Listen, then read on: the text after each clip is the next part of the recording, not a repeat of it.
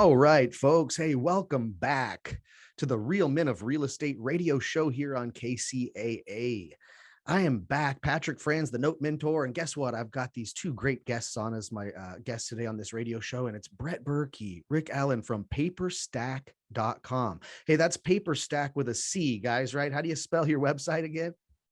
Paperstac.com. Paperstac.com. So like we're gonna get into eventually, I promise you, we're gonna get into what Paperstack is and what it does, right?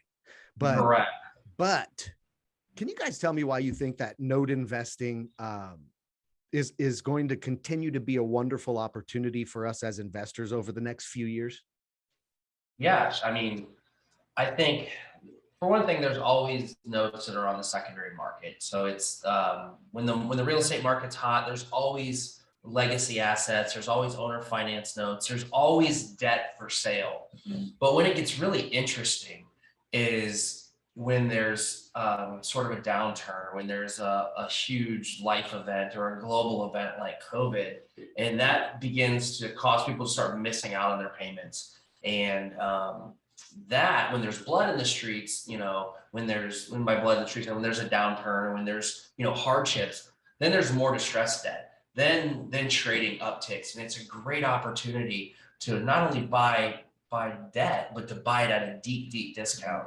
And coming up, we were just at the Bankers Association meeting or conference in Orlando. They have it here. So we stopped in, and we one of the takeaways from that was, coming this fall, they're releasing about $130 billion, 160, almost $170 billion in defaulted debt. That's going to hit the market. Wow. That's it. That's just so you know, like on a given year, there's roughly 700 to 800 billion in debt that's traded, whether it's newly originated, legacy debt, owner finance, or defaulted debt. Well, they're putting out, 180 billion just this fall. You're going to see that uptick. And I think it's going to kind of continue for the next, 24 months. And that stuff's going to start filtering down from hedge funds into, onto Paperstack and the smaller investors. So it's going to hit the streets, and it's just a huge opportunity. Yeah. And that's, I think, before the first break, we were talking about why most people don't know about note investing still yet today. They don't know about it. Some people listening are going, wow, this is interesting. I've never heard about this.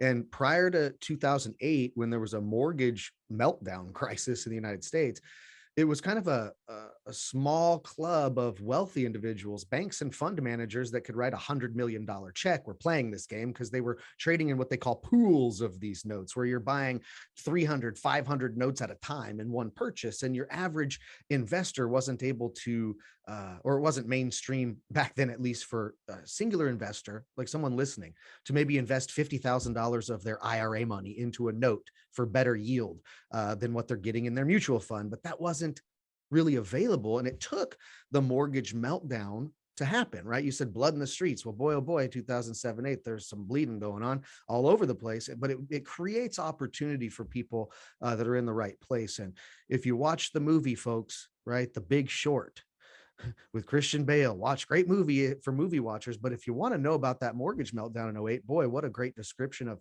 how it happened and how severe it actually was. But it flooded what we call the secondary market with tons and tons of discounted mortgage debt that banks and funds were getting off of their books, right? And so you see something similar coming down the pipe here in the next 12 to 24 months because of the COVID and all the things that have happened. There's going to be another inventory flood coming. Is that what you're saying? Yeah, definitely. So, one of the things that was baked into the CARES Act that not many folks know about is the banks didn't have to report defaulted debt attributed to COVID on their books. So, you may go look and say, well, it doesn't look like there's a bunch of defaulted COVID or defaulted debt out there. Well, it doesn't have to be reported right now. And the banks that's where you're going to see that sort of moratorium lifted, and you're going to see a bunch of inventory start being deployed into or, put into the market. And, it takes time. You're going to have large players going out there buying, $500 million chunks or $250 million chunks, and then breaking it up into $50 million chunks. But you kind of hit the nail on the head. Prior to this, you couldn't do it. You couldn't go out and buy that. You had to have that large amount of capital behind you. Well, now they're selling them off to hedge funds who are then breaking them off and selling them off into smaller funds who can then list them on PaperStack or come right to PaperStack and say, here, I got 1,200 assets I need to liquidate. Can you help me? And so it's a huge opportunity. And if people don't know about it, it's not too late to learn about it. It's never too late. Like you need to be, if you're just finding out about it, get some education, start studying it, immerse yourself in it, because it's just there's a wave coming and you want to be part of it.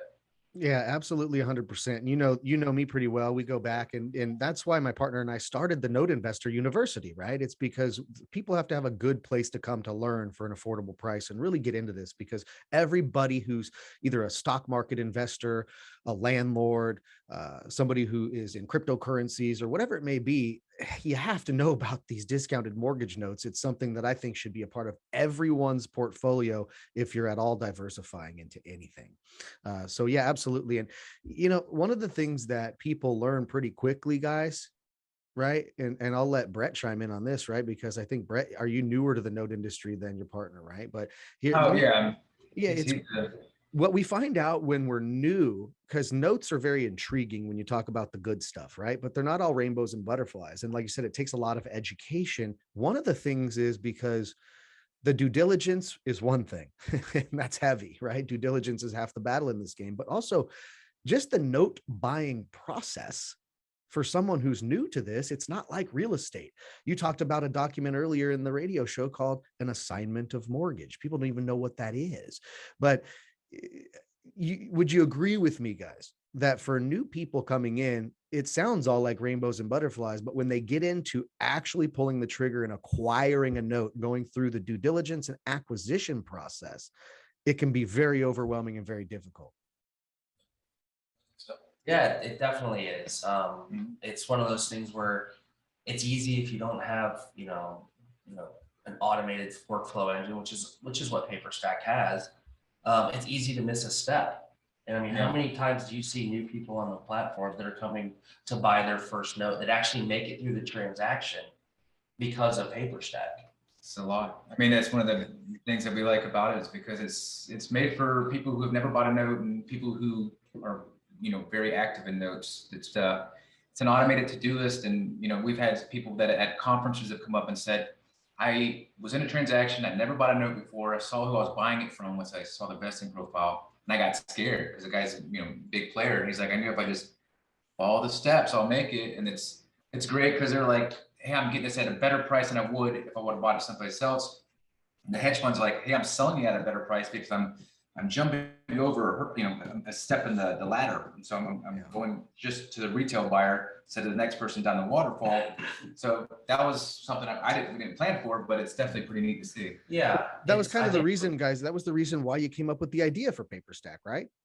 Correct. It was, well, we wanted a way to liquidate our own assets. We had a fund that was buying and selling, and we were buying them non-performing, turning them performing. And we were like, well, okay, how do I sell this? So I reach out to a broker. It's like, well, let's make a marketplace and let's add some, technology to it. So there's some functionality in there that I don't like to do the repetitive tasks. I'm a big fan of like, look, if I have to do the same task 2 or 3 times in a day, I don't want to do that. Let's find some technology that can do it for me. So I do it once and that's it. And so that's what we created PaperStack, as a way of really just to liquidate our own assets. And after a couple months, people started creating their own accounts and started uploading their own assets to sell. And that's kind of when we knew, like, okay, a lot of people, there's a real need for this other than just an internal tool. And so we did a ground up rebuild of the platform. Yeah, that was before we had all the automation parts, where it was basically that for the person that had never done it, it still would have been great that you found it online, but it still did not walk you through the steps. And that's where we decided with the next one, it's got to be, do this first, do that, do this, do this. It's a workflow. It's an automated workflow. And so now we're actually starting development on an enterprise version of the platform that the large institutions can use. So it's pretty exciting stuff. I've been excited watching your growth, right, guys? I met you 3 or 4 years ago or something, it seems like now, and I've watched the growth. and I've watched the development of PaperStack and all of the beautiful user-friendly things that you're adding uh, continuously to make the experience a lot better for not only the note seller or somebody who wants to sell one of these mortgage notes to cash out, but also the buyer. Not only new buyers, which is just absolutely important to have things automated and easy to follow when they're new, but even experienced. Those of us who are experienced, PaperStack certainly makes it easy. Cool, right? Yeah, it does. I guess we're kind of fortunate that we've done several transactions prior to PaperStack in the retail space, and I know we had a good idea of what the needs were. And then as we started doing transactions and trades with larger institutions, as you know, we launched the fund and we were able to buy, you know, we had more capital to work with. You start buying pools, you kind of realize that, man, they have a lot of the same problems up at when you're buying 100 assets as when you're buying 2. So how can we fix those problems? How can we make it and streamline the process? Because the reality is, if you can save off 20 to 30% of the time it takes to close a loan or to close a deal, that's real money. It's real time. It gets you moving on to the next one. Mm-hmm. And so that's, you know, we're really excited about not only what we've done, but man, I wish I could talk about some of the stuff we have coming up because it will blow your mind. So you know what? I'll tell you what we're gonna do. We're gonna do that. Let's say you wish you could talk about the stuff you got coming. Well, then I'm gonna grant your wish and make it come true, Rick Allen.